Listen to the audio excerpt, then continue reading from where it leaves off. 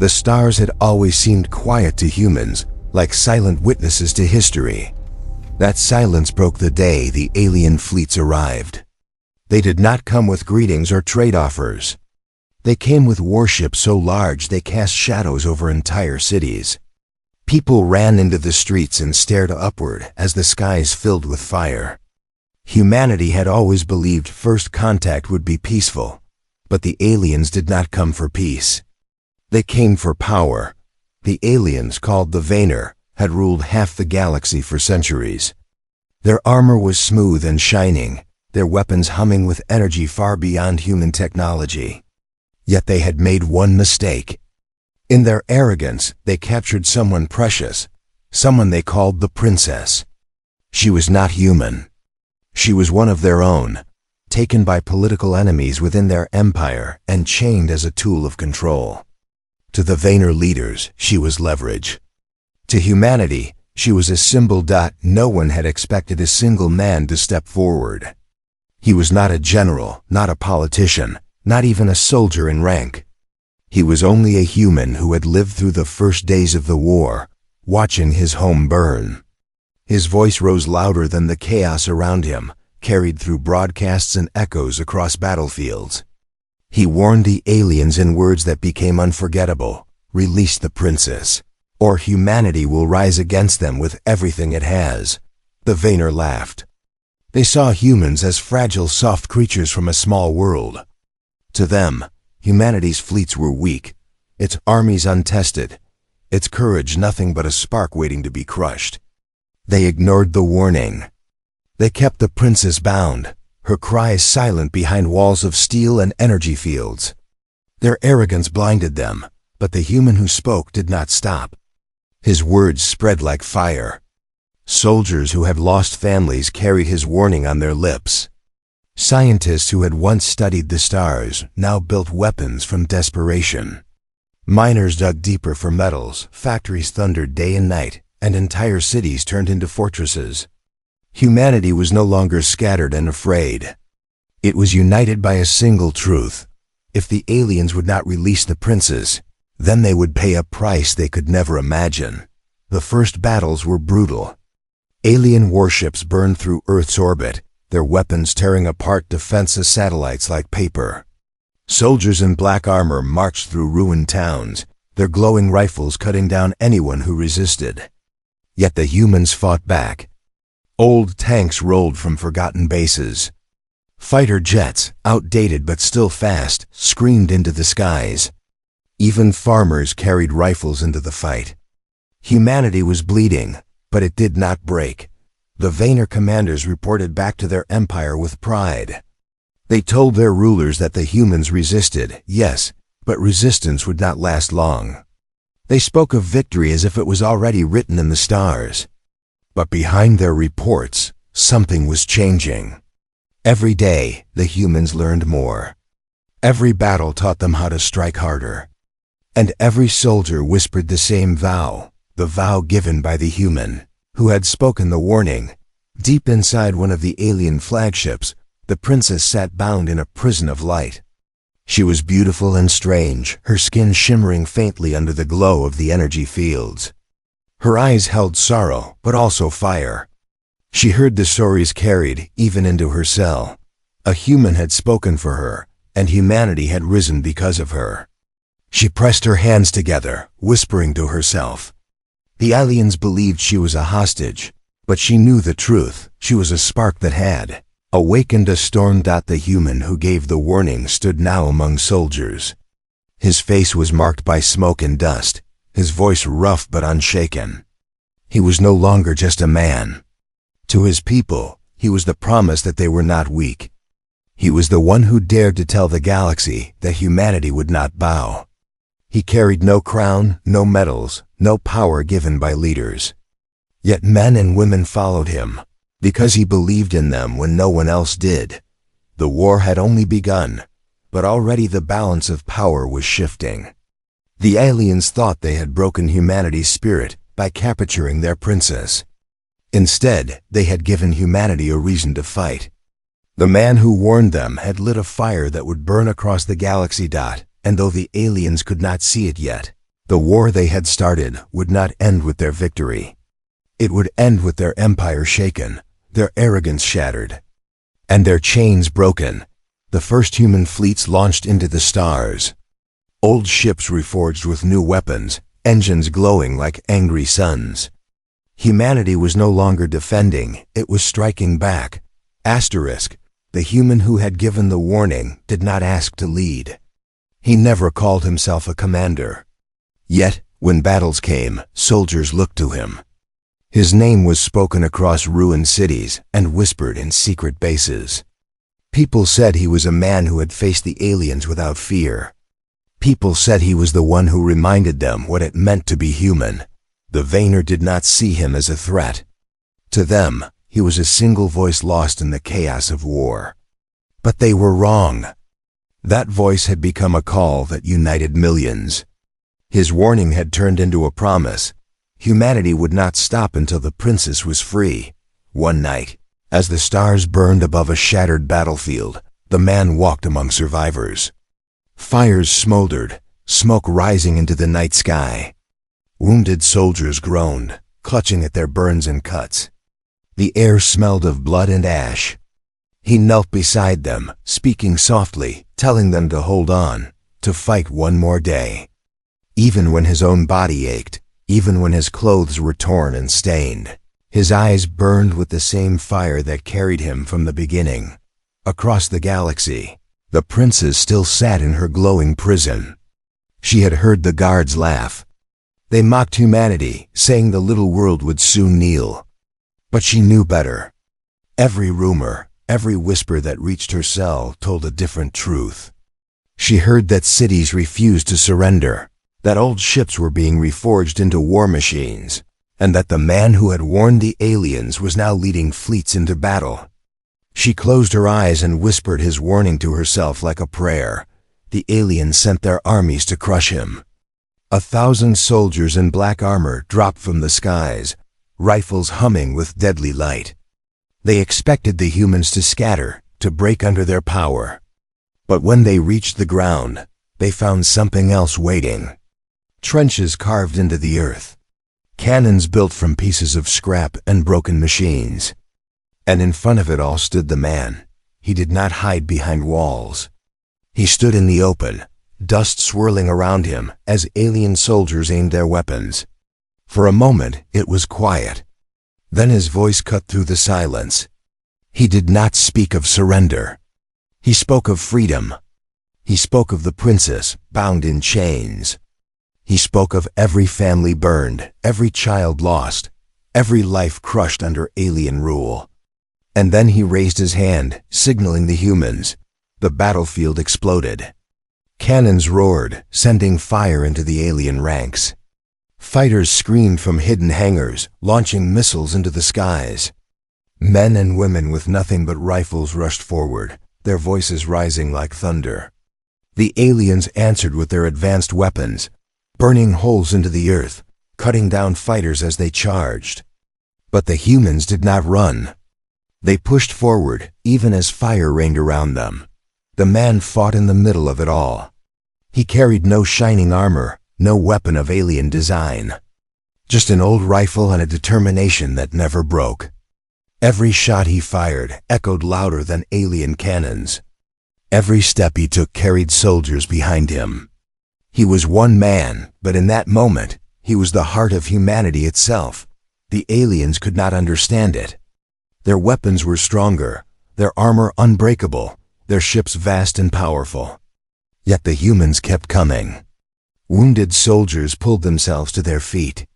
Farmers with dirt still under their nails charged alien lines.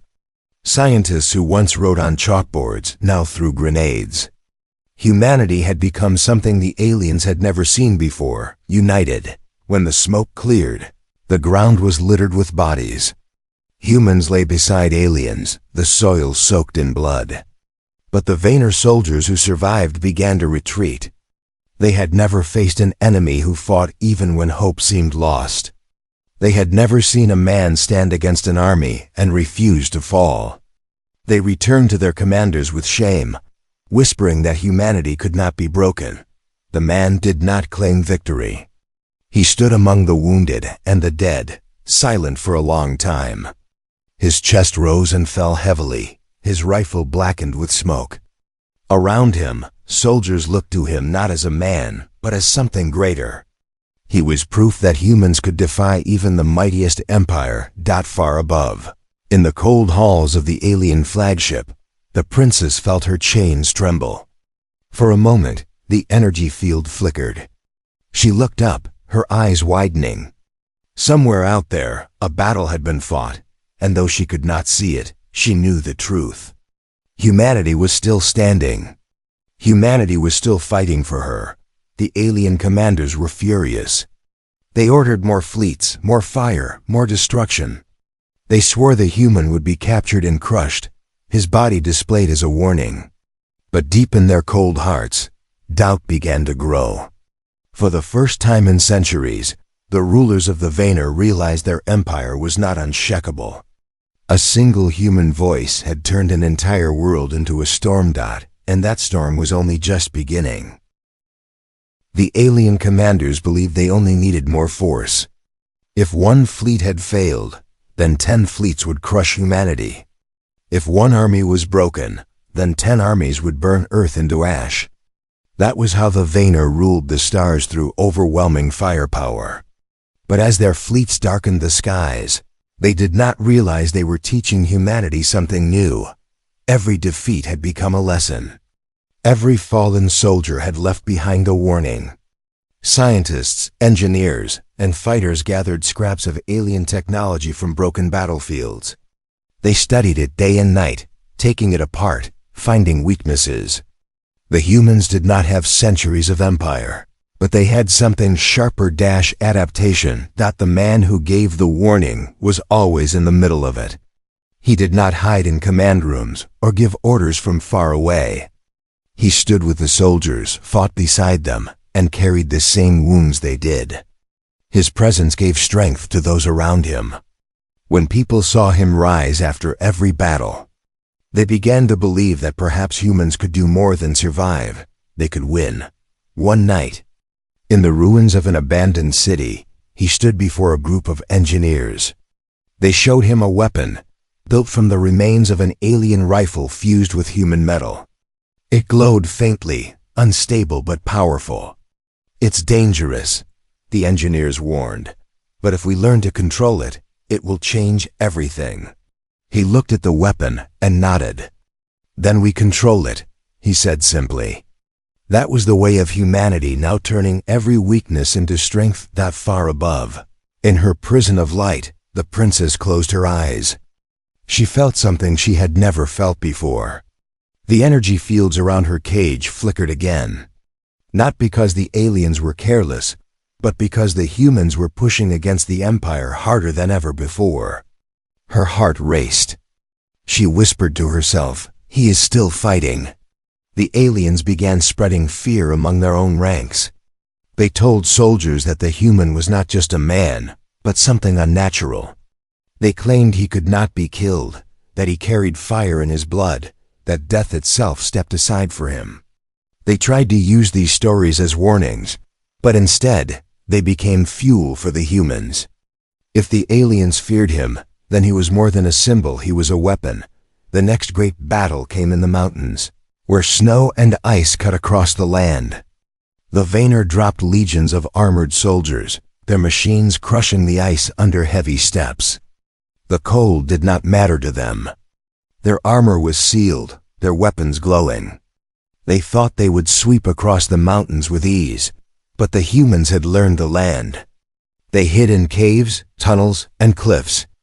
They set traps in the snow, explosives buried beneath ice. As the aliens marched, the mountains roared. Avalanches thundered down, swallowing soldiers and machines alike. Explosions lit up the night sky, turning the white snow red. From the cliffs, human fighters poured out, charging with rifles, grenades, and fire in their hearts. In the middle of it stood the man again, his coat torn by the icy wind, his rifle blazing. He did not command from behind. He led from the front. When soldiers fell, he lifted them. When the line broke, he stood where it cracked. His voice rose above the storm, carrying across the mountains. For every step they take, we take it back. For every life they steal, we take it back. The battle raged for hours. Alien weapons burned holes through rock, melting snow into rivers of steam. Human traps tore through armored lines, scattering soldiers into chaos. The aliens had numbers, but the humans had something else, Will. They did not fight for conquest. They fought for survival, for freedom, and for the promise that the princess would not remain in chains. When the sun rose, the mountains were silent again. Smoke curled into the sky, and the snow was blackened with fire. Hundreds of alien machines lay broken. Thousands of soldiers lay still. The humans stood bloodied and bruised, but they were alive. Against all reason, against all odds, they had forced the Empire to retreat once again. From her cell, the princess felt it. She pressed her hand against the glowing barrier of her prison, tears filling her eyes. She did not know his name, this human who had warned her captors, but she felt his strength reaching her. The aliens had chained her body, but they could not chain her spirit. And now she realized, humanity was fighting not just for themselves, but for her as well. The alien rulers gathered in their shining halls, anger burning in their voices. "This human must be silenced," they said. "He is no ordinary man. He is turning an entire world into an army." But deep inside, they feared what they would not say aloud. They feared that perhaps he was something they could not control. The man looked at the horizon as soldiers rebuilt their defenses in the mountains. His body was tired, his hands scarred, but his eyes still burned. He had no crown, no empire, no ancient power. Yet he carried the strength of millions who refused to kneel. And for the first time, humanity stood not as prey, but as hunters. The galaxy had begun to notice. The once invincible Vayner Empire was bleeding. Worlds that had knelt before their fleets now watched the rise of a small blue planet that refused to die. The humans had no ancient power, no vast resources, and yet they stood against an empire that had ruled for centuries. The impossible was happening, and it began with one man's warning. The man had become something more than human in the eyes of his people. Soldiers followed him without question. Civilians built ships in secret docks. Children carried his image on their walls, whispering stories of his battles. He never asked for glory, yet he had become the symbol of defiance that kept humanity alive. One cold night aboard a hidden ship drifting beyond Saturn's rings, he stood before a group of commanders. The light flickered as the old warship trembled from nearby explosions. The alien fleets had found them again. "They're closing in fast," said one officer. "We can't hold them for long." He looked at the holographic map where thousands of red dots, alien ships closed in on their position. His expression didn't change. "Then we don't run," he said. "We draw them away." The room went silent. Everyone knew what that meant. Someone had to stay behind and make a stand, strong enough to make the enemy believe the humans wouldn't retreat. A young pilot spoke softly. "Sir, you mean to sacrifice," he cut her off. "No sacrifices, just choices. And I choose to fight." Outside the ship, engines roared to life. Human fleets began to split apart, scattering across the darkness. The man's vessel remained at the center, its weapons glowing as the alien armada approached. Thousands of enemy ships appeared, their metal bodies reflecting the cold light of distant stars.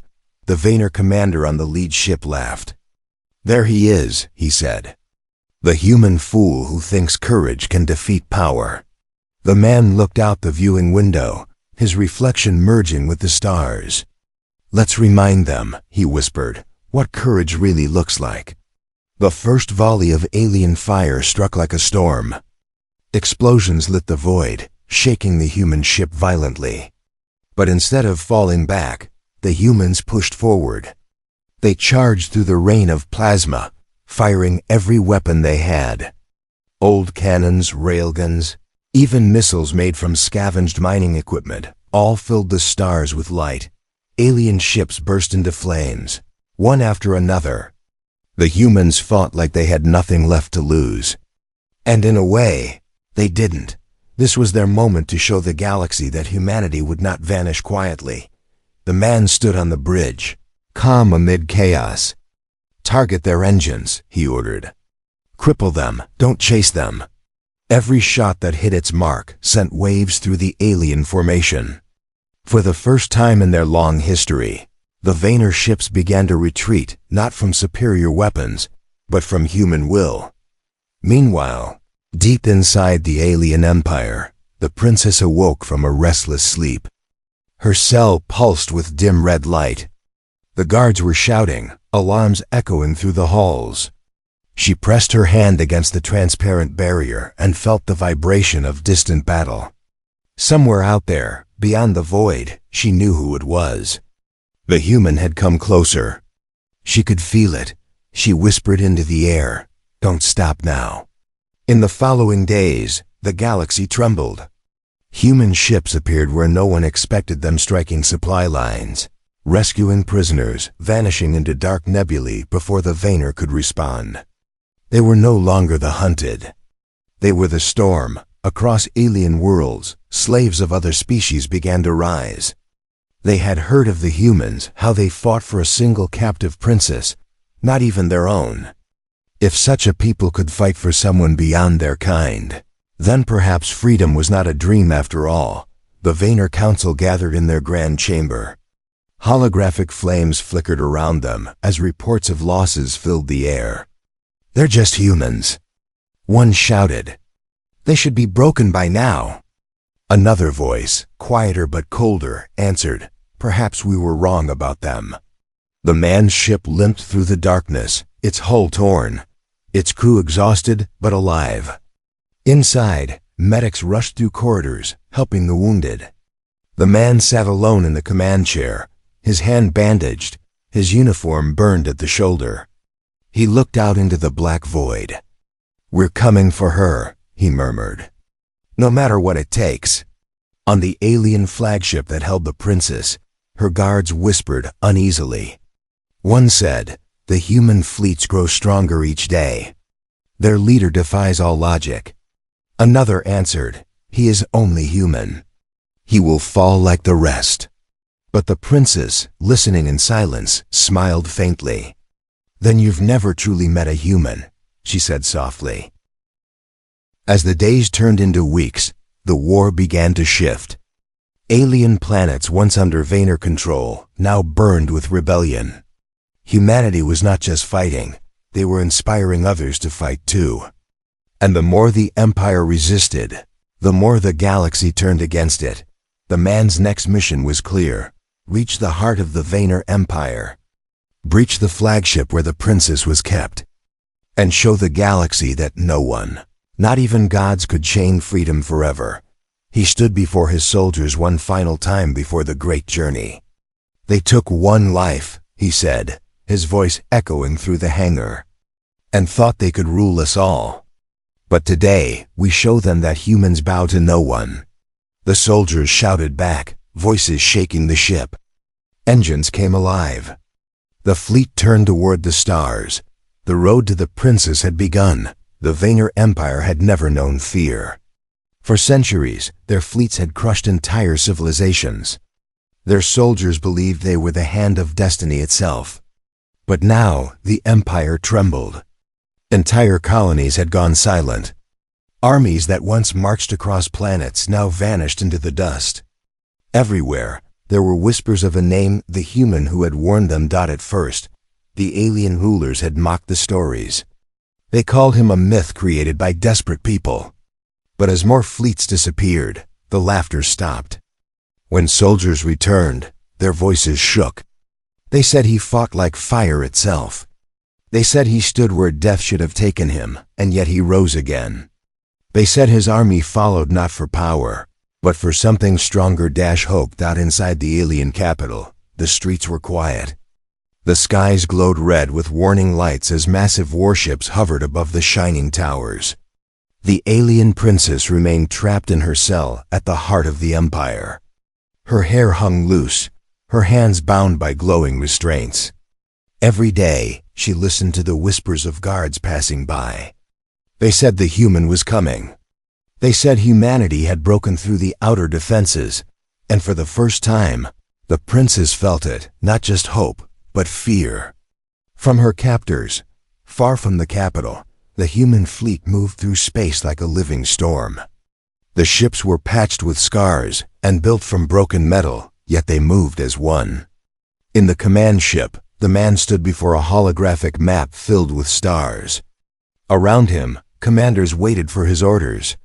He stared at the red dot marking the alien capital. "That's where she is," he said quietly. "And that's where this ends."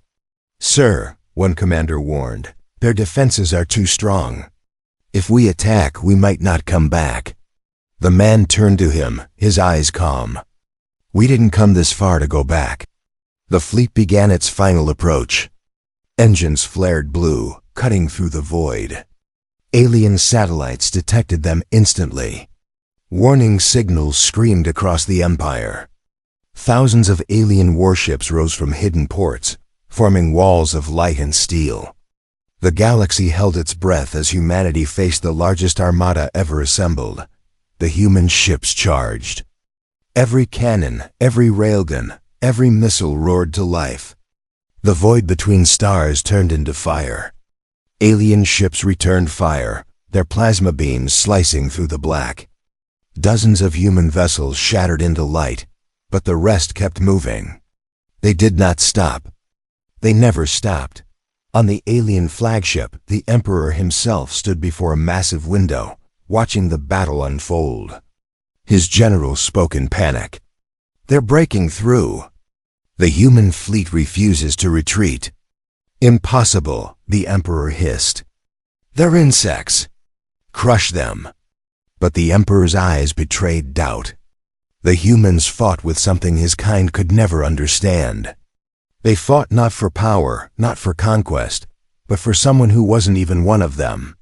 And that made them unstoppable. Inside her prison, the princess felt the ship shake. The walls trembled, the light flickered. Her eyes widened. The battle was here. The human had come. She pressed her hands against the glowing barrier, whispering, "Please, be alive." In the middle of the chaos, the man's ship broke through enemy lines. Its hull burned, its engines screamed, but it kept flying. Alarms blared. Crew members shouted warnings. Shields down to 20%. Weapons overheating. Hull breach on deck 3.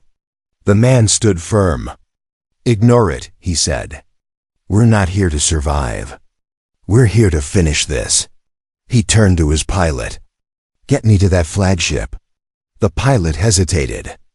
"That's suicide." He smiled faintly. "So was everything we've done so far." The ship roared forward, dodging enemy fire, diving through explosions. Alien cruisers tried to block the path, but the human fleet moved in to protect their leader. Old ships rammed alien destroyers, tearing them apart in flashes of light. Fighters flew in tight formations, striking at engines and weak points. Every human ship fought like it was their last because it might be. And then, through smoke and chaos, the alien flagship came into view, a giant fortress of black metal surrounded by shields and cannons. The man looked at it with steady eyes. "There you are," he whispered. "I warned you." He ordered the last of their weapons to fire. Missiles streaked forward, crashing into the alien shields with blinding force. The flagship shuddered, its outer layers burning away. A hole opened small, but enough for one ship to enter. "Take us in," the man said. The ship plunged into the opening, scraping against molten metal. Inside, alarms blared as alien guards rushed to defensive positions. The man and his team grabbed their weapons. He looked at them one last time. "No matter what happens, remember why we're here." They nodded. No one spoke again. The door blew open, and the humans stormed into the flagship. Alien soldiers met them in the halls, weapons blazing. Energy bolts scorched the walls, lighting the corridors in blue fire. The man fought at the front, his rifle roaring with each shot. He moved like he had nothing left to lose. Every alien that stood in his way fell. His armor was torn, his face cut, but his eyes never wavered. Step by step, they pushed deeper inside, somewhere ahead, behind walls of light and steel. The princess waited. And for the first time since her capture, she smiled, not because she was free yet, but because she knew she soon would be. The corridors of the alien flagship burned with smoke and light. Explosions shook the metal walls as alarms wailed through every level. Human soldiers fought inch by inch, their boots thudding across scorched floors. Behind them, sparks rained like falling stars. Ahead of them, the air was filled with the sound of alien rifles and human courage. The man who had warned the aliens led the charge. His rifle was nearly empty, his armor cracked, but he didn't slow down. Every time the path seemed blocked, he found a way through. When he fell once, a soldier lifted him up. When that soldier fell, he kept going alone. There was no turning back now. Not when the princess was so close. The humans burst through another set of doors, entering a vast hall glowing with energy. In the center stood a transparent prison of light, and within it, the alien princess. Her hair shimmered under the glow, her eyes wide as she saw them for the first time. For a moment, time seemed to stop. The man lowered his weapon, his chest rising and falling. He had imagined this moment 1,000 times, but standing there, seeing her alive, it hit him harder than any battle. The alien guards shouted and opened fire. He dove to the ground as beams of plasma tore through the air. His soldiers returned fire, shouting through the smoke. The hall became chaos, light, fire, screams, and hope colliding together. The man crawled forward through the storm. A blast scorched his shoulder, spinning him to the floor, but he pushed himself up. He reached the control console beside the princess's cell and slammed his hand against it. The alien symbols meant nothing to him, but he knew what he needed: freedom. Sparks burst from the panel as he tore cables loose and smashed his weapon's power core against it. The glowing barrier flickered, then vanished. The princess stumbled forward, catching herself in his arms. For a moment, they just looked at each other. Two lives from different worlds connected by a promise. "You came," she whispered. "I warned them," he said quietly. They didn't listen. Behind them, alien soldiers poured into the hall. But now the tide had turned. The human fleet had breached the flagship from multiple sides. Explosions rocked the ship as entire sections collapsed. The man grabbed the princess's hand. "We have to move." They ran through the burning corridors, dodging debris and collapsing beams. The ship's alarms screamed, warning of total failure. Through the smoke, human soldiers appeared, cheering when they saw the princess. They formed a shield around her as they fought their way back to the hangar. Overhead, the alien emperor watched the chaos through the command screen. His advisors screamed in panic. "The prisoners are escaping. The humans have taken the princess." The emperor's fists clenched. "Then burn them all," he snarled. "Destroy the ship if you must." But it was too late. Humanity had already won. In the hangar, the man and his team reached their shuttle. The princess stopped at the ramp, turning back one last time. "They'll come after you," she said softly. He shook his head. "Not if they understand what this means." As the shuttle lifted off, the alien flagship began to break apart. Fire spread through the decks, reaching the core. The explosion lit up the void, a burst of light that could be seen from planets away. The Vayner flagship, the symbol of their power, was gone. When the shuttle landed on a nearby human carrier, the crew erupted in cheers. Soldiers saluted as the princess stepped out beside the man. Cameras captured the moment. A human and an alien, once enemies, standing together against tyranny. Within hours, the image spread across every channel in the galaxy. The Emperor watched in silence as reports poured in. Colonies rebelling, fleets surrendering, soldiers laying down their arms. The war was no longer just lost, it was over. The empire that had ruled the stars for centuries was collapsing, undone by one warning that had turned into a promise kept. Days later, the man stood beside the princess on a quiet hill overlooking Earth's dawn. The sky was calm again, painted gold and blue. Ships no longer burned above. The air was filled with birds instead of gunfire. "You could have left me," the princess said softly. "You could have walked away." He smiled faintly.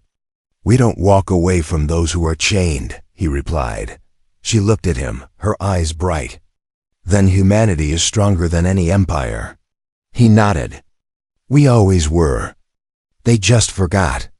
Silence stretched between them, not the silence of fear or war, but of peace. The wind carried the sound of a rebuilding world. The humans had lost much, but they had gained something greater: respect, unity, and a place among the stars earned by courage, not conquest. The princess turned toward the horizon. "What happens now?" He looked at the rising sun. "Now," he said quietly, "we rebuild, together." Above them, in the distance, pieces of alien ships still drifted like fading stars. The galaxy would remember this day, the day one man's warning became the voice of an entire world, and though he never sought glory or power, his words would echo forever in history. "I warned you to release her. You didn't listen." It was not just a warning anymore. It was the birth of a legend, the day the galaxy changed because humanity refused to kneel.